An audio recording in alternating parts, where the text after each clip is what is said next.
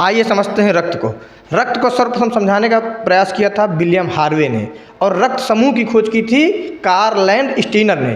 तो जो रक्त की खोज की थी, अर्थात रक्त है क्या, उसको सर्वप्रथम जो खोजने का प्रयास किया था उनने किया था विलियम हार्वे ने। रक्त एक कोलाइडी विलयन है। कोलाइडी उसे बोलते हैं जो रक्त में हल्के हल्के छोटे छोटे कण, जो छोटे कण अर्थात छोटे कणों से हल्का सा बड़ा कण कहलाता है कोलाइड। अर्थात रक्त एक कोलाइडी विलयन है जो प्राकृतिक रूप से गाढ़ा माना गया है, अर्थात ये गाढ़ा होता है। दूसरा पॉइंट इसका यह है कि रक्त एक संयोजी ऊतक है। संयोजी ऊतक का मतलब यह है कि यह एक चीज को, एक शरीर के एक अंग से दूसरे अंग को जोड़ता है। रक्त को 3 प्रकार से जोड़ा जा सकता है। जैसे जैसे हड्डियों को हड्डियों से जोड़ा जाए, हड्डियों से जोड़ा जाए तो क्या कहलाता है, टेंडन। और मांसपेशी को मांसपेशी से जोड़ा जाए तो उसे बोलते हैं फ्लेक्सोर। उसी प्रकार रक्त ना पूरे कोशिकाओं और मांसपेशियों को एक दूसरे से कनेक्ट करता है। जैसे ही रक्त अगर किसी भी हाथ या कोई भी शरीर के किसी भी अंग से अगर रक्त एक दूसरे से कनेक्ट नहीं होता है तो वहाँ पर हमें पैरालिसिस अर्थात लकवा की शिकायत हो सकती है। इसलिए रक्त एक संयोजी ऊतक है। रक्त का पीएच मान 7.4 होता है। रक्त का पीएच मान अगर 7.4 अर्थात रक्त का पीएच मान हमेशा यह अधिकतर क्षारीय होता है। अगर रक्त का पीएच मान अम्लीय हो जाएगा तो इससे हमारी मृत्यु हो सकती है। इससे रक्त का पीएच मान क्षारीय होना बहुत जरूरी है। क्षारीय होना अर्थात हल्का सा तीखा रहेगा। रक्त को जब हम अपना टेस्ट करते हैं तो रक्त हमें कैसा प्रतीत होता है, तीखा प्रतीत होता है। इसकी खोज, रक्त परिसंचरण की खोज विलियम हार्वे ने किया था। रक्त में कोलेस्ट्रॉल अर्थात जैसे हम कहते हैं फैट, रक्त में कोलेस्ट्रॉल की मात्रा लगभग 180 ग्राम से 200 ग्राम होता है। रुधिर को 2 भागों में बांटा गया, रक्त को 2 भागों में बांटा गया है। रक्त को 2 भागों में बांटा गया। इसमें से पहला है प्लाज्मा और दूसरा है रुधिराणु। दूसरा क्या है, रुधिराणु। अर्थात पहले बोलते हैं प्लाज्मा जो पूरे ब्लड का लगभग 55 से 60% होता है, और रुधिराणु पूरे ब्लड में 40 से 45% होता है।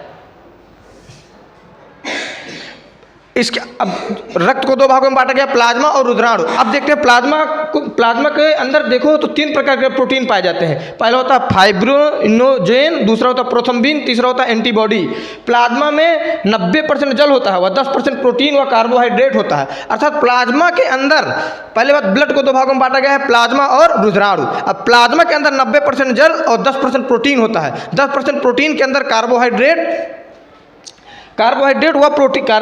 व प्रोटीन होता है। प्लाज्मा में पाए जाने वाला प्रोटीन फाइब्रिनोजेन तथा प्रोथ्रोम्बिन जो रक्त में थक्का जमाने का कार्य करते हैं। जैसे ही हमारे शरीर में कुछ लग जाता है तो जो प्लाज्मा के अंदर एक प्रोटीन पाया जाता है जिसे बोलते हैं फाइब्रिनोजेन, और दूसरा होता है प्रोथ्रोम्बिन। ये क्या करते हैं, रक्त में थक्का जमाने का कार्य करते हैं। अगर ये एक्टिव नहीं होते हैं तो रक्त हमेशा बहता रह जाएगा, जिससे हमारी रक्त अधिक स्राव होने से हमारी मृत्यु भी हो सकती है।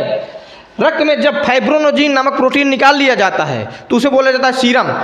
जब कोरोना काल आया था, कोरोना पीरियड में देखा गया था, और जब कोरोना लोगों को हो जा रहा था तो दिल्ली सरकार ने एक मुहिम चलाई थी जिसमें लोगों का सीरम निकला रही थी। और सीरम से ये खोज की जा रही थी कि कोरोना वायरस का कोई एंटीडोट अर्थात कोरोना वायरस को मारा जा सकता है कि नहीं, लेकिन इससे कोई निजात नहीं पाया गया था। तो सीरम उसे बोलते हैं जब रक्त के अंदर प्लाज्मा, और प्लाज्मा के अंदर जब हम क्या निकाल लेते हैं, फाइब्रिनोजेन नामक प्रोटीन जब निकाल लेते हैं तो उसमें क्या बनता है, सीरम, जो हमारे शरीर में रक्त के अंदर ही पाया जाता है सीरम। और देखा जाए तो जब कोई हमें बीमारी हो जाती है ना तो रक्त में बीमारी में ब्लड के अंदर जो प्लाज्मा पाया जाता है, प्लाज्मा में जो प्रोटीन होता है उसी को अब केंद्रण नामक एक मशीन होती है, उसमें डाला जाता है और रक्त को घुमाया जाता है, जिससे उसमें पता चल जाता है कि किस प्रोटीन में अर्थात किसकी मात्रा घटी या बड़ी है। अगर जैसे हमें कोई बीमारी हो जाती है रक्त में या हमारे पूरे शरीर में, तो जो ब्लड की जांच होती है, ब्लड की जांच प्लाज्मा के ही माध्यम से होती है, ना कि जिसको हम पढ़ते हैं ब्लड के अंदर प्लाज्मा एक होता है प्रोटीन जो पीले कलर का होता है, उसी से हमारी क्या होती है, हमारे बीमारियों की जाँच का पता लगाने का काम भी कौन करता है, प्लाज्मा। इसके बाद रुधिराणु को 3 भागों में बांटा गया है।